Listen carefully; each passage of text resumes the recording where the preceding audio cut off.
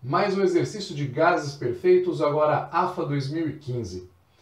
Uma amostra de N mols de gás ideal sofre as transformações AB, isovolumétrica, quer dizer, volume constante, depois BC, que é isobárica, ou seja, pressão constante, e CD, isotérmica, com temperatura constante, conforme representação no diagrama pressão P versus volume V, mostrado na figura.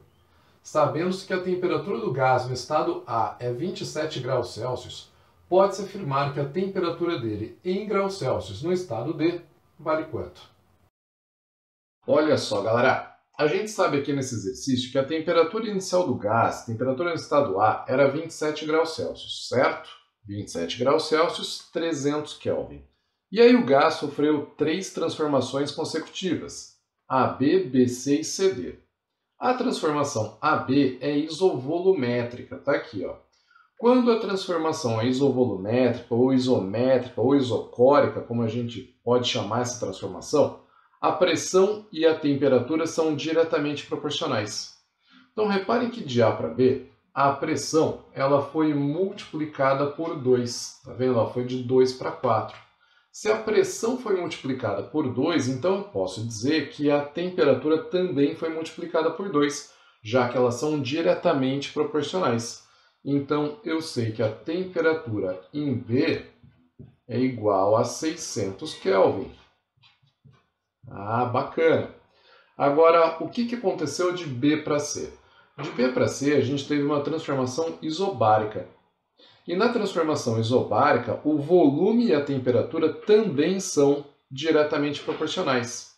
O que aconteceu com o volume aqui? Ó? O volume passou de 4 para 8, também foi multiplicado por 2.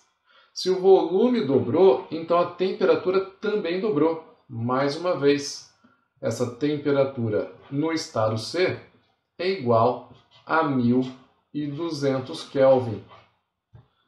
E aí, o que acontece entre C e D? De C para D, a gente tem uma transformação isotérmica. Nas transformações isotérmicas, a temperatura é constante. Então, a temperatura no estado D tem que ser igual à temperatura no estado C, 1200 Kelvin.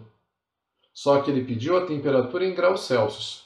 Então, essa temperatura no estado D em graus Celsius é igual a 1200 Kelvin menos 273, essa temperatura só pode ser igual a 927 graus Celsius. Certo? Alternativa D de Jonathan. Galera, repare o seguinte, a gente fez tudo baseado na proporção.